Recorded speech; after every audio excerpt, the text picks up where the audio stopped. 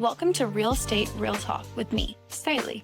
I'm a realtor, coach, and founder of Forever Kamloops and Forever Florida Real Estate Groups and the creator of Elevation Real Estate, the realtor coaching platform. After nearly a decade in this industry, I've built a business that gives me more freedom, more income, and more time with the people I love. And now I'm here to help other realtors do the same. This podcast is for agents who want to build a thriving real estate business without burning out. We talk about scaling smart and building systems so you can buy back your life, because life shouldn't feel like all work and no play. And if you're a buyer or seller tuning in, consider this your backstage pass. You'll hear unfiltered conversations with top agents and industry pros, giving you the same insights we share behind closed doors. Knowledge is power, and the more you know, the better you can advocate for yourself and work with someone who truly has your back. Let's get real. Okay, Kathy Cuevas, thank you so much for being on the podcast today. Real Estate Real Talk. We are not 100% talking about real estate today, but I do think that it all goes hand in hand. You're running your own business. You obviously understand finances based off your business, which I'm going to share with everybody in a second. But it all goes hand in hand, and having the financial freedom to deal with real estate and invest in real estate is obviously super important. So I'm so happy that you're here today. I think that it's going to be a great conversation. So thank you again for coming. And for the listeners, I'm sitting here today with Kathy. She is the financial coach and founder of Financial Freedom Pathway. And you have a special passion for helping women in finance, which I also think is wildly important. We've lived in a world where everything was always based off of the traditional family dynamic of a man and a woman being together and the man taking care of everything. And that's just not the reality of the world anymore. And divorce is also huge. And yeah, just making sure that everybody is financially protected and that women understand how money works. So thank you so much for being here today. Tell me a little bit about your story and how you got into helping women. Wow, it became a passion, but I stumbled into it. This is not something I'd ever planned to do, especially not after I retired from traditional work. I focus on women primarily in their 40s and above that are professionals, because that's where I was when I had my biggest pitfall. And it was hard. It was after divorce, and I almost lost the house I was in, raising two small girls under the age of 10. I was losing my biscuits, and my teaching, when I just started teaching, didn't make enough money to pay the bills. And when he would steal the support check from the mailbox, I didn't have money to pay the stuff. So I had really tough times. I learned how to pinch a penny so hard Lincoln was screaming. That became my motto. Oh my God. The penny is our smallest coin here in the States. So I pinched that penny so hard you could hear Lincoln screaming. It was really tight and tough. And I felt the weight of the world on my shoulders. And I just now have a passion to help people, probably because of my background in business. And I had my first job was a bank loan officer and things like that. I've done all kinds. I managed apartments. And after I financially got my bootstraps on, I became a super saver. And then I started investing in real estate. So through all my whole wealth of knowledge, I can help almost anybody with any financial topic. And I just love doing it. It's just a passion to help people not go through the hurt, the pain, the anguish, the feeling, the shame, everything you go through, especially females. And like you said, back in I Love Lucy days, women stayed home, men made the work, they did the bills, the wife got an allowance for her nails or whatever she would do. So it's not that way anymore. It's like now, at least here in the States, you have to have dual incomes to even afford to buy a house. So you need to make sure, and especially because of women and because the old past, I love just breaking old tradition and saying you can't, death and taxes are guaranteed. You surviving on your own is not. So if you have a husband that leaves or husband that died suddenly, accident through no fault, then you're like, he kept the bills. You're like, I got all this money now. I don't know what to do with it. And then you lose it because you don't financially invest it. That's where I started, from past hurts and anguish to taking all my lessons and helping people get through those harsh moments faster. And I also, because I learned how to do real estate, I've now started branching off and helping people learning how to invest, because I taught personal finance for 13 years in high school at a college level. And some of these kids, after writing their business plan, started businesses right out of high school. So I've got so much knowledge. I just want to help people, because I myself came from a Hispanic mom, uneducated, cleaning houses, and we barely made it. And I grew up in the house my mom grew up in. So I broke the mold and branched out. Now I'm helping my immediate family. I've helped my sister buy tires and my daughter have a place to live.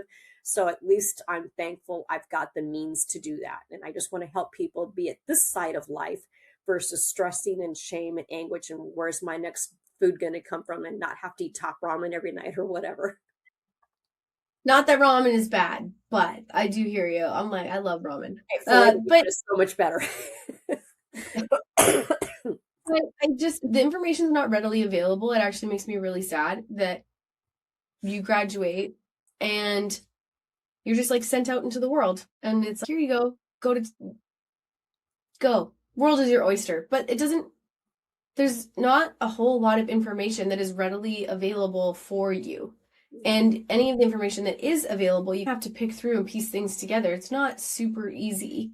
So what you're doing is super important. And I'm curious actually for business owners, how you advise people to manage their money, especially when you have money coming in, you have to separate all of it in order to pay for the overhead, for example, and you have taxes in a personal account and a corporate account. And so is there any like tips and advice? I know that's like a whole can of worms. So I'm just wondering, if we go back to basics, what would be a few pieces of advice just for anybody who's in business as to how to manage their finances? I can't even begin to put on a CPA's hat, so I'm not even going to try with that one.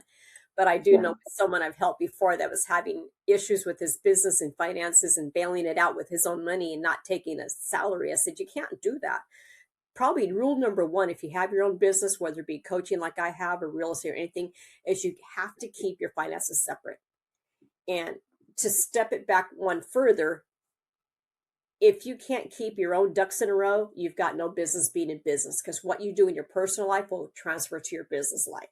So first you have to have great money skills in your life. You have to have it back in the day, it used to be like when I first started teaching finance, you had to have 3 to 6 months emergency fund. But then COVID happened. The whole world shut down, and all of a sudden that 3 to 6 months was gone, and we're still another 6 months, people not working. So truthfully, to be safe, I'd say you need to have 9 months of emergency savings, unless you're like me, like I was a teacher, my income was guaranteed no matter what, but most people aren't. Hotels shut down. You lost the cooks, the cleaners, everybody. So have your ducks in a row first, and then you can manage your business in the same way and keep it separate. Keep meticulous records. Get a spreadsheet, use Quicken, ask friends, ask out. I actually bought spreadsheet for my rental properties. So I give the whole spreadsheet to my accountant. He can separate, each one has its own tab, and it makes his job easy, and it makes me not miss any deductions. You have to be smart and log everything like you would in yourself. Like, I hate that men carry money in their wallet. They will spend 20 bucks here, tip there, buy a car wash for 30, 40 bucks these days. And at the end of the week, they don't know where all that money went that they had in their wallet. I would rather have $5 in my wallet and use credit cards and get those frequent flyer miles and be accounted for every single dime I spend. That's the way to do it. And it depends. Everybody's different. Some people have credit card phobia because they've gone into debt before and they've never got it paid off, which I was there too during my early struggles. I know what that feels, but you have to be disciplined. So the main thing between business and personal is keep the finances separate, but you have to be good at the personal before you can even think about being good at the business. Yeah, no, that's very fair. There was something that somebody had told me once, and it says, no matter where I go, there I am.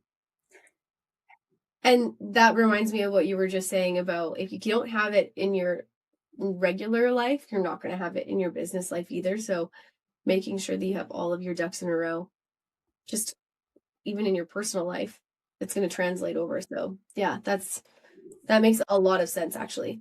So then building financial stability before getting into investing in real estate. I've seen this happen a lot where people jump the gun and want to invest in real estate before they even have their own stuff organized. And it's the same thing that we're talking about with jumping into a business, but not actually having anything organized in your personal life. So this is something that you've helped people with, I'm assuming. Yeah, like I just mentioned, real estate magnifies your habits, good or bad. So hopefully I'm good. If not, you should work on getting good habits first, because then what you've learned there will automatically transfer into a business. If your cash flow is shaky, then properties become stress and not freedom. People think, well, I'm going to get rental properties, the easy money coming in, but it's not that way. If you don't buy properly at a right price and know the rent to charge with the area and things like that, I want to get $3,000 rent. Well, it's only a $2,000 area. you're going to lose the house because it's sitting there with the mortgage and you can't have anybody help pay for it.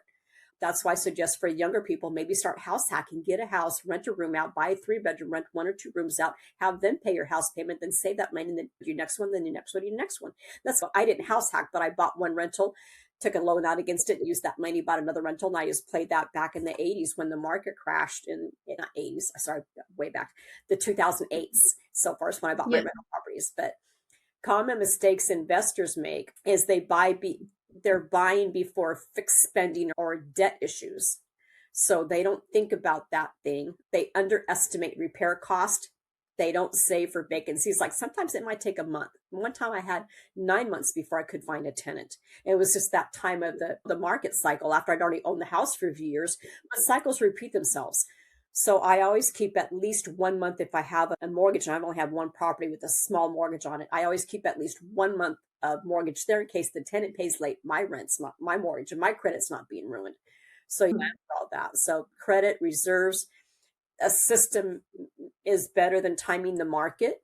You need to have your money system. Like I said, it starts with you first, and then what you do will transfer to your business. But if you have emergency savings for you, you also have to have emergency savings for business, depending on what your business is. You have brick and mortar. If you have a 1-year lease, no matter what happens, you got to pay that. Your leases will come out and they'll sue you for it. So you really have to think about a lot of things. It's not just easy money. It takes determination and knowledge and desire. And you put all those together and you could be pretty dang good. Yeah, I like the strategy behind it. So I did something similar that you were just talking about when I accumulated my rental properties, which was the buy and like refinance. And then there was a couple in there that I did the buy, renovate, refinance. And it worked really well. I love the method. I think it's called like the Burr method.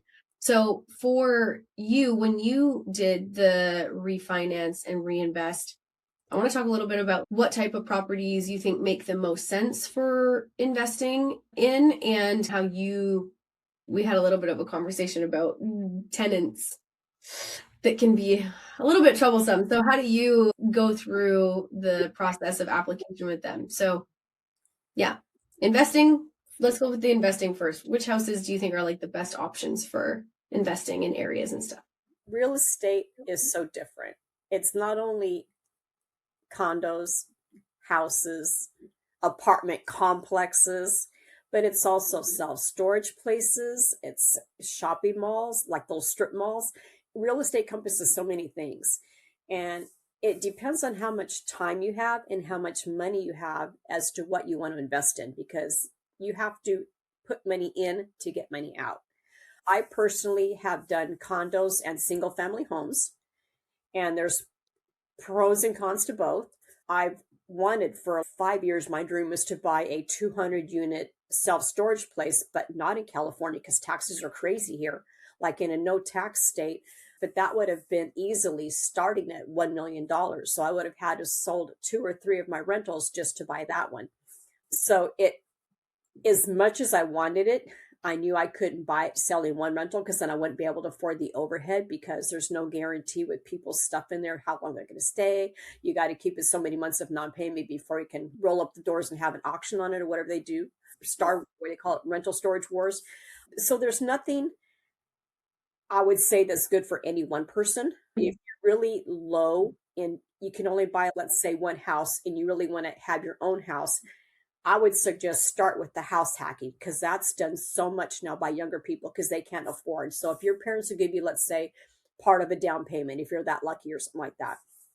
I gave my youngest daughter like $5,000 for their down payment. It helped them. They got first-time buyers. They got no loans, first-time buyer loans, and all kinds of cheap stuff. So financing is different for everybody, every country, every place. So there's no one thing fits all. You have to see what's available to you as far as incentives or anything like that. But definitely think about it. Understand that there's good, bad, and the ugly. But if you're even going to have a roommate, if you're going to house hack, you have to screen that person just as if you were giving them the whole house. And that's key. And here, I'm sure it's available in other states as well, but I use Tenant. TurboTenant.com is a website where you can post your rentals. You put all your pictures in there. You can describe it. And then I started getting smart after AI started this last year or so. AIing my description, and it sounds like it's Taj Mahal. And of course, you have accurate pictures, not false pictures. And you just do everything the best you can professionally, like you would if you're selling a property. Agent's going to make your house look good, tell you to declutter, blah, blah, blah, blah, blah. So you screen the tenants carefully. You make sure you don't ever settle for less than here. And I don't know what kind of credit score you guys have, but here 640 would be the minimum I would take, and it goes up to 800. 740 to 750 is excellent credit. 640 is not bad, but it's not great. But you will get a decent rate if you go to get a credit card or a loan or something like that. And I would stick to your guns.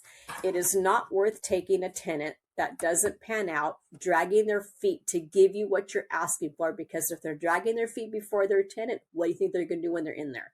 Once they're in there, mentioned in our previous conversation, it's hard to get them out.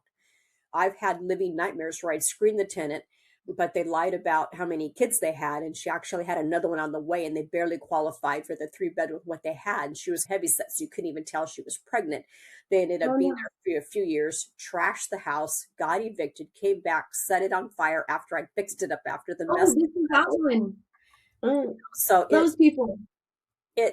There's people like that don't care, and you can sue them, you can win, but you're gonna get blood out of a turnip. So here in the States, I can only write off $3,000 a year, so I've got like 20 or 30 years I'll be writing off everything that's gone wrong or negative things that have happened, and I haven't had many, so it's not how it's been bad. I've only had like maybe 2 that were really bad out of 20 some years I've been investing in real estate. So it's not bad. You just have to be very careful. But even the most careful thing, even good people lose their jobs and end up having to be evicted. And you can't play oh, I'm so sorry. Here, I'll give you extra month to pay, because that's not a business. If it's a business for you, then they have to pay rent, or you have to go through it. We'll let it slide. Don't charge them the late fee. You can't do that. I charge my daughter the late. You can't do that. Yeah, they would. I think they would take advantage of it for sure. It teaches them how to treat you. It'll just happen again and again. Yeah, you're their landlord, not their friend. And you keep business and personal separate. No matter how much you like them, they could be a great. I love some of them. In fact, I love all my tenants now, but I'm not going to be their friend. I am their landlord, and they have to pay. Yeah. So just screening them well and asking them. I ask them for 3 months of bank statements, 3 months of employment pay stubs, whether it's once a month or twice a week, then you pay me, or whatever they get. Every paycheck you get for the last 2 months, give me all that. I want your last year's tax refund. So I have at least a good basis about financially. I hate to say this, but some people, you look at their ATM bank statements and it's like fast food. Oh my God, look at this money they're wasting. I can't tell them you're wasting so much money on fast food. You can't tell them how to run their life, but it's scary. They do that when they could be saving. They're not even thinking about their retirement, and they've got nothing in savings. That's, oh my God. So you just have to be careful and do your diligence and screen them the best you can, and do not falter. I would rather have a place empty than have to go 3 months of no rent, having to kick somebody out. 100%. I have had a number of my properties where I am like, no, I just haven't found the right person yet. I've let it sit empty. And I'm like, I would rather it sit empty than risk taking somebody on that isn't the right fit. Absolutely. And I know so many people who have put people in because they're frantic about not wanting to pay the mortgage on the house without a tenant in there. And I'm like, it's a big mistake. I think patience for finding tenants is really key. Yeah, definitely. So, and if you can, go look at the house they live in currently to see how they keep it. Is it clean? Is it sloppy? Because what they do there, they're going to do in your place. But like I was saying at the beginning, a lot of young people can't afford their own house. So house hack, try to buy the most bedrooms you can afford, like 3 bedrooms, and rent 2 of them out. But again, screen them just as carefully, because it's just as hard to get somebody renting a room out as it is to renting a whole house. It's the same process. I used to do 1-year leases and no less, but then I've learned from people, and it didn't really happen to me, but I've learned that if you do the year leases, then you're stuck with them for a year. If they start to be a bad, unless you have not putting out clauses, if you're late 2 months in a rolling calendar year, then that 3rd month you're late, you're out. That's your 30-day notice.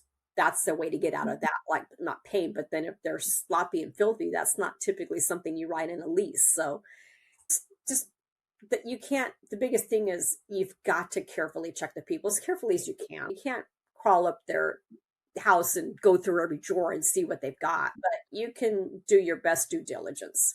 And then like your personal emergency account, you have to have that rental emergency account. So if they don't pay rent, you've got to cover whatever expenses you have. you're reminding me of this too, because obviously depending where you are, the rental rules are going to be different because every state, I'm assuming, similar to here in Canada, every province has a different Yes. tenancy branch and they have different rules and regulations based on that. Like even some provinces here in Canada, they allow you to take a whole month's rent for your damage deposit. Where here in BC, where I am, they only let you take a half a month's rent for your damage deposit. So wherever you are, I know your face, I feel the same way. But no matter where you are, just make sure like or if you are investing in different states, right? Like people invest all over the country, or like even for me, I'm wanting to invest in the States. So just making sure that you understand like the rules for wherever it is that you're actually investing, because that's going to make a big difference depending on what the rules are. And I can't believe that if you sign a year lease, that it doesn't matter if they're late, they're still okay to be there based on. Yeah, That's wild. and you can only have so many clauses in Yeah.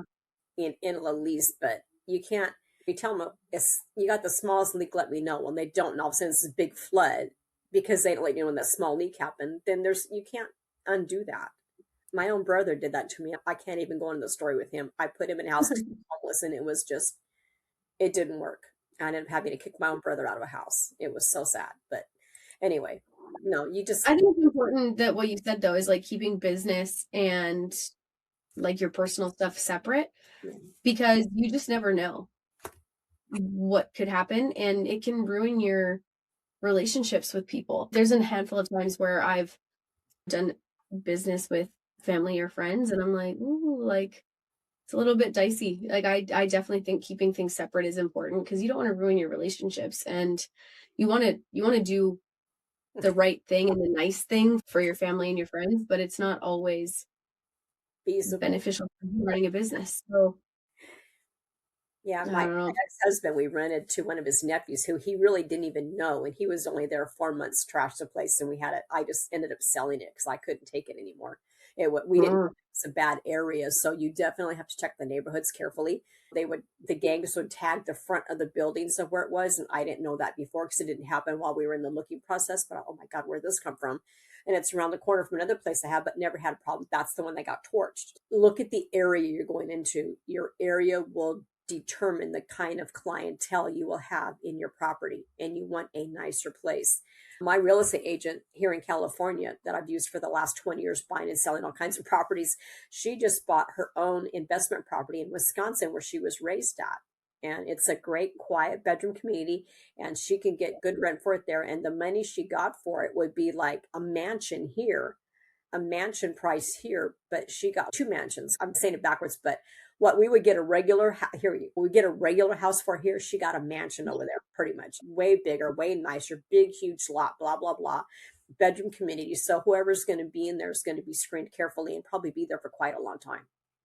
So again, like when you buy a house, location, I used to look for, and I still do, but it's not important to me personally, but I look for areas that have good ranked schools. Because if you're going to rent to a family, if the school is not in a good district where the schools have high marks or whatever, then it's not going to work out for you. You're not going to get the better people that want to live in that area to put their kids in those schools. And I'm not saying better is to bad people, but the ones that really care about their kids' education obviously care about their job as well. And it floats up and down the chain. So you just have to be careful with all of that stuff. But location. Yeah, and you know what? There's certain things to look for that translate into the type of tenant you're going to be getting as well. You wouldn't necessarily have a correlation. So like you were talking about professional photos and like making sure you present the property in a certain way in order to attract a certain type of person. I do the same thing, and you don't realize that they go hand in hand, right? If you have a lower price point rental and you don't have really good photos, it doesn't advertise super well, you're going to attract probably someone who doesn't necessarily care about what it looks like, or somebody who maybe can't afford a certain amount. So they're looking at all that stuff because that's what they're going to get. Where if you take those really good photos, you look at the school area, you check the crime rate in the area, all of that kind of stuff, the people who really care about those things, the likelihood is that they're really going to care about their home and maintaining it and obviously as business owners and like landlords, we want people who want to take care of it the way that they would if it was their own. So Yeah. things Well, you wouldn't consider. you can But fix and flip that area, but not hang on to it. yeah. So then long-term versus short-term cash flow, because this is something that comes up a lot, even for me, like helping people buy and sell real estate, is that a lot of times people want that really quick win money. And certain types of investing is great for quick wins. A lot of it is like a long-term strategic plan for retirement. So I want to hear your thoughts on kind of those two avenues and what I've you always suggest. been long term because I'm not a fix and flip. I wanted something that's already maybe just needs a paint job or maybe new flooring, something simple. I do not want to go in there and rehab the whole place except after the fire. So with me, cash flow pays the bills. You don't want to buy a place that, and if you haven't crunched numbers, you, for God's sake, you got to crunch your numbers. You got to know that what the area rents are. You got to calculate your mortgage payment totally impounded. Are you going to make a profit? I, and I don't want to throw numbers out there, but I would say for me, this is just for me, I'd at least want to have 500 cleared every month after all bills are paid. That means it's 500 in my pocket. That could be a car payment for me. So cash flow pays the bills and appreciation is a bonus. Real estate always appreciates. And I think I'm going to talk back about a mistake people made. When I was buying my properties in 2008, the homes were selling for, let's say, the ones I bought in their high payday within the few years before that, maybe as high as $350,000, the highest. Let's say between $250 and $350. I got my first three houses for under $100,000 each. Now, a lot of those people, and I saw this happen with the very first house I bought. It was a brand new tract home. I bought it. The builder went out of business, and people in there let the houses go because the values plummeted. Now, your value plummeting does not mean you don't have a good asset. You're living in the house. You love the house. Why do you care what the value is as long as you can make the house payment? But people were literally, because they were so stupid, I hate to say that word, but they were so stupid, they just walked away from the house because now it's not worth the 150 they paid it. Now it's only worth like 75,000. Is it your home not still worth it? So the long game beats fast money every single time. It's your home. It doesn't matter what the value, because the value kept, and sure enough, it bounced up in 5 to 10 years. If it's your forever home or one of your first home, you've been there for a while, what's the problem with the value going down? You don't intend on selling it, so why walk away from it? But unless they lost their job and couldn't pay the bills, I'm sure that was maybe half the situations. A lot of people walked away because their home wasn't worth as much as it was when they bought it. What's the point? What does it matter if you can make the house payment? So that's crazy. That's so crazy. I'm of the same mindset as you, actually. I love that you said that, because I always talk about the appreciation in a house being like free money, because it's a bonus. Like you said, it's bonus money. Like you buy the house and you pay down your mortgage, your equity. Anything that happens here, I'm like, this is bonus money. That's free. Like, how can you, because people, a lot of times they'll be like, oh, the market's doing really well. We just made X amount of dollars on our property. And then when the market's down, they're like, we just lost so much money. And I'm like, it wasn't your money. It's on paper. It's like the stock market. It's on paper till you sell. A stock can plunge, and if you hang on to it, it could come back up and go even higher, which happened a lot during the dot-com bubble burst. Yeah. And it's happened again recently with AI stocks. They took a poop and then they came back up again. And the same thing recently with the COVID crush. The market crushed for 1 month, not even 2, and then it bounced up like with a vengeance above where it was before. So yeah, that's just stupid thinking. What goes up must come down, but if you like it, stay with it, because it's once you sell it that you realize the loss. If you keep it, the loss is only on paper. It's not real. It's just a piece of paper that says it's not worth as much. So yeah, that's hold on to it. I agree. So then for long-term cash flow, again, I think that depending where you're at in your life and what you need, having a diverse portfolio, some quick wins and long-term and all of that stuff is amazing.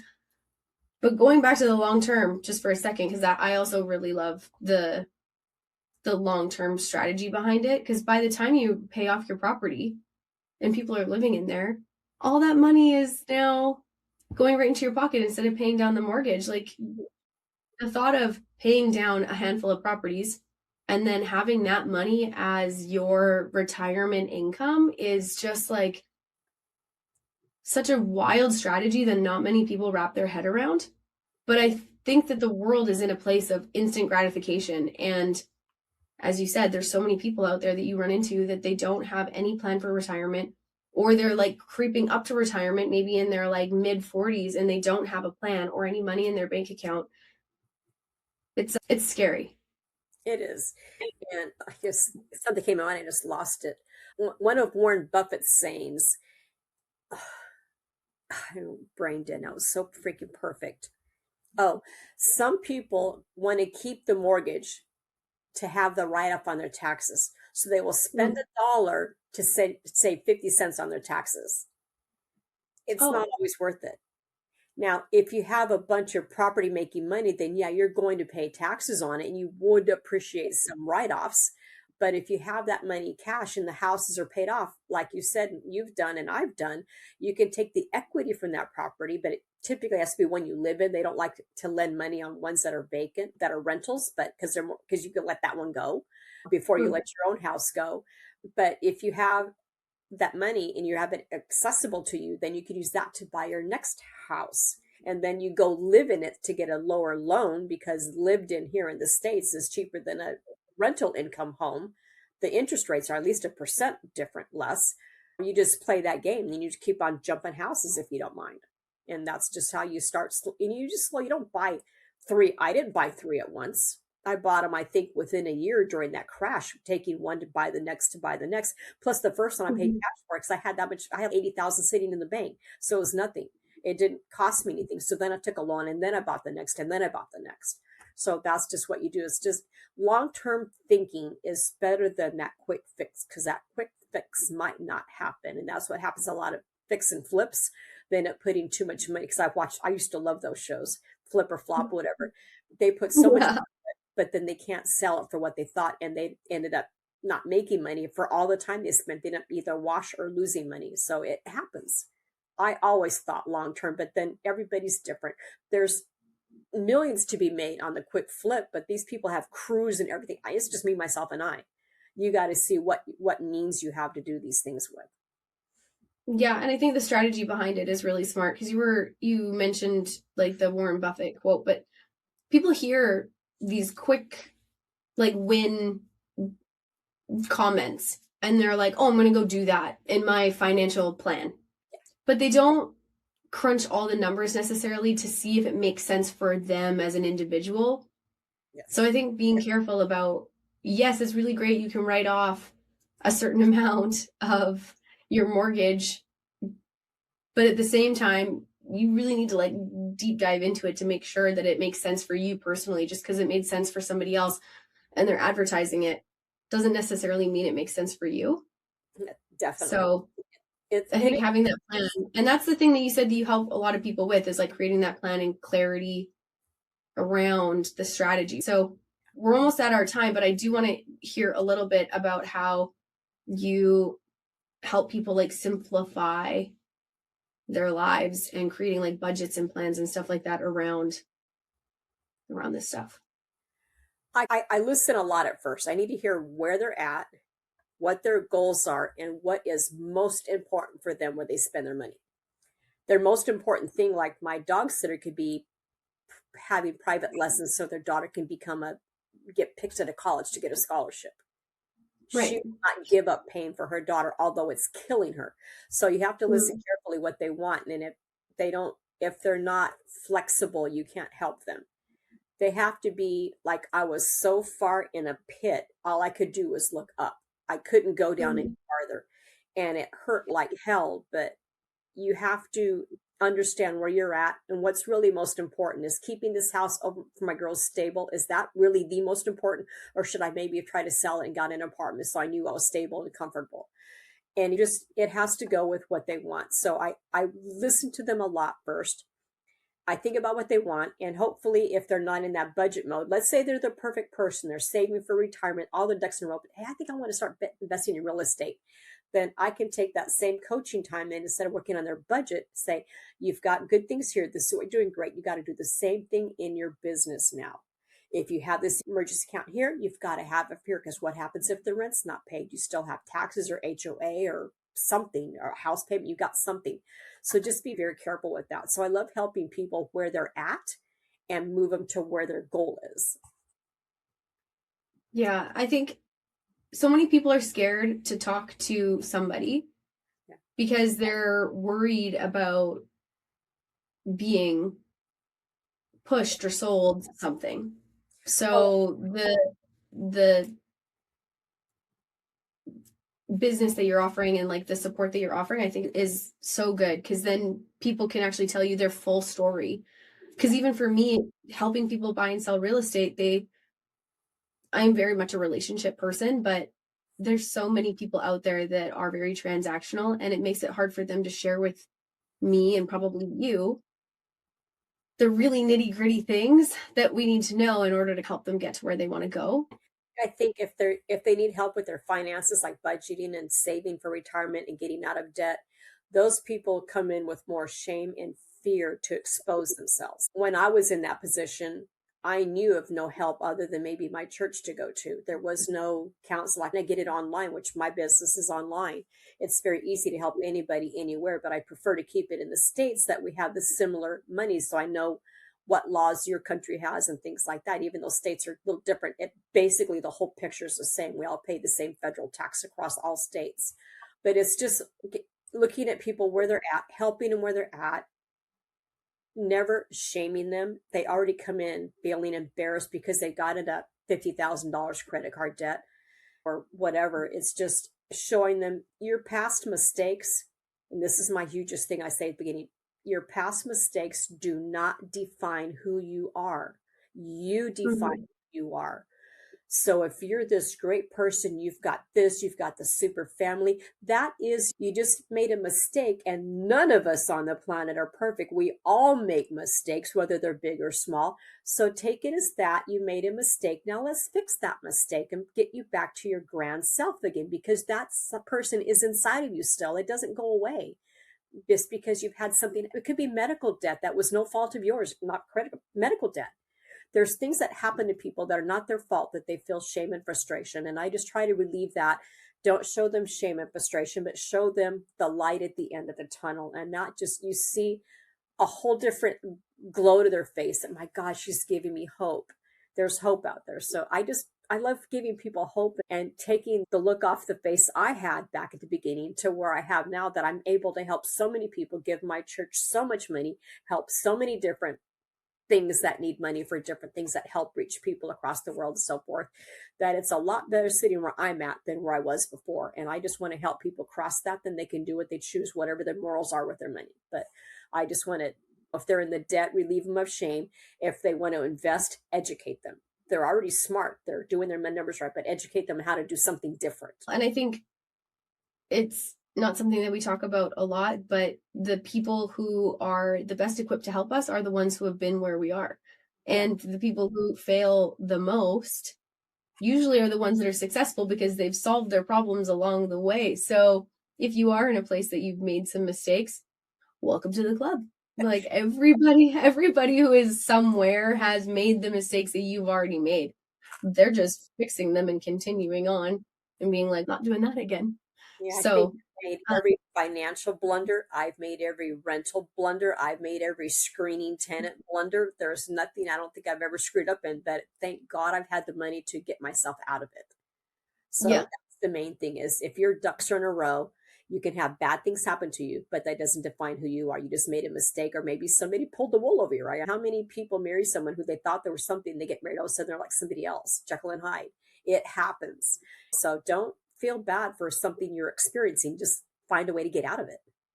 Yeah, I definitely agree. And we're not supposed to get out of this life without some bumps and bruises. It's just the way that it is. So thank you.